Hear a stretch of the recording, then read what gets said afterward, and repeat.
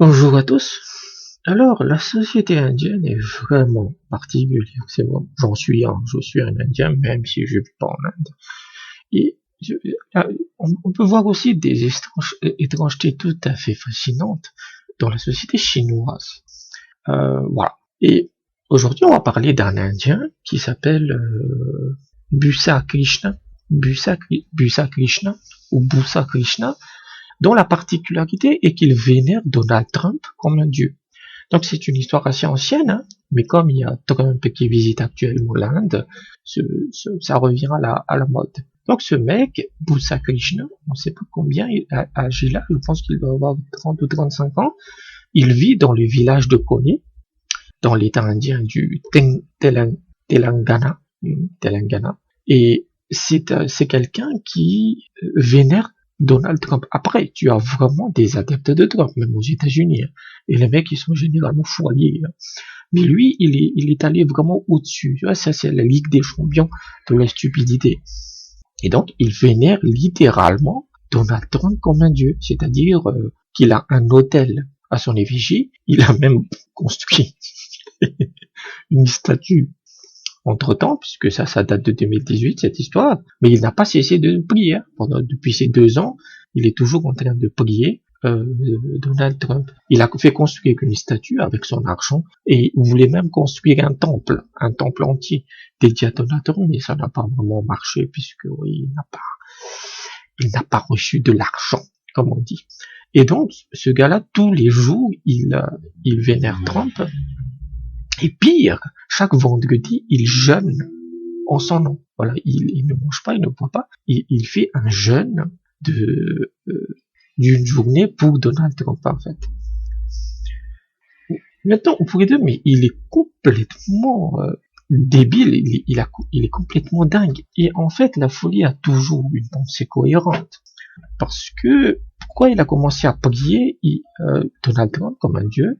C'est qu'il voulait que les relations diplomatiques entre l'Inde et les États-Unis s'arrangent.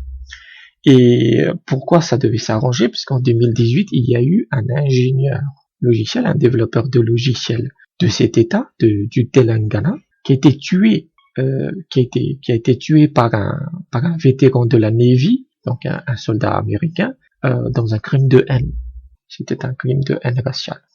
Et donc, ce mec, il a été très attristé par cette nouvelle que, voilà, ce gars-là, un Indien a été tué, et donc il a commencé, puisque ce qu'il dit, c'est que on ne peut pas vaincre la Mégique directement, on ne peut pas battre Trump directement, donc on peut le battre par l'amour, par la vénération et la prière. Et c'est très intéressant comme pensée, parce que tu as l'impression que le mec il est fou, mais c'est une pensée cohérente par rapport à ses propres valeurs.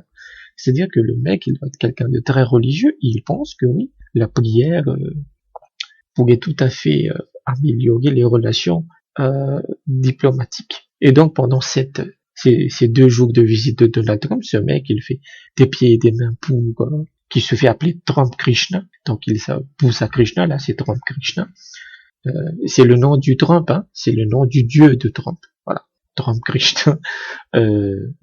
Il veut rencontrer Donald Trump pendant cette visite. Et je le dis, il faut qu'il le mérite, il faut qu'il le rencontre, parce qu'un mec avec une telle dévotion, l'élection, elle est déjà gagnée. Ah là, c'est terminé.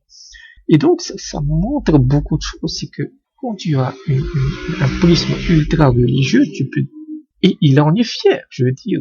Le mec, il n'est pas fou. Et ça, c'est vraiment la particularité de la société indienne, c'est qu'elle ne s'émeut jamais de quoi que ce soit. Et c'est vraiment génial comme ouverture d'esprit. Ah, et même dans son village. Dans son village, les gens l'ont pris d'abord pour un fou, mais maintenant ils disent ok, qu'il fasse ce qu'il a envie. Et c'est vraiment génial d'avoir une telle liberté, une telle ouverture d'esprit, en fait. C'est vraiment, comparé à ce qui se passe en Occident, tu peux plus rien dire, tu peux plus rien faire. On a vu, il y a quelques années, avec des vidéos de critiques stupides, comme Antoine Daniel et autres, je trouve ça stupide de critiquer les autres. C'était quoi le mec, là? Comment il s'appelait?